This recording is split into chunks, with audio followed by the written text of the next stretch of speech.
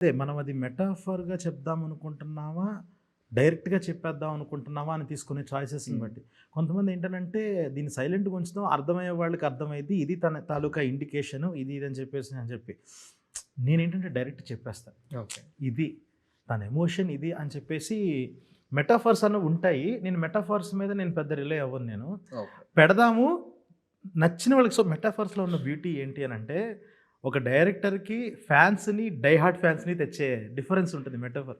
కనుక్కున్నోడు die hard fan అవుతాడు. Array! అస్సలు మామూలోడు కాదు. నాలాగా ఆలోచిస్తున్నాడు. ఎంత గొప్పగా ఆలోచించాడు అని చెప్పి. ఫ్యాన్స్ అన్నది ఏంటంటే భలే ఆలోచించాడు అని అన్నది. సో, నేను బేసిక్‌గా మెటాఫర్స్ కన్నా కూడా డైరెక్ట్ ఎమోషనే పెడతా. ఓకే. ఓకే. ఇది నా కథ. ఇదిగో ఇది దీంతో నువ్వు ఇలా ఫీల్ అవ్వు. దీని తర్వాత ఎక్కడ మాట్లాడుకోవాలో అక్కడ మాట్లాడుకుందాం ఈ టాపిక్ హ్మ్. అన్నట్టే చెప్పేస్తా. అది అర్థమవ్వదని అర్థమైపోద్ది ఖచ్చితంగా. So, yeah! నా దగ్గర భైరవ ఉన్నాడు. అర్థం చేసేలా చేస్తాడు అని అదొక నమ్మకం. ట్రూ. ట్రూ. ఆ! ట్రూ.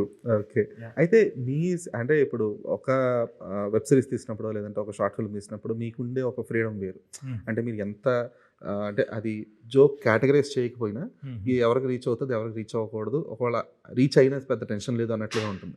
బట్ సినిమాకొచ్చేటప్పటికి ఆ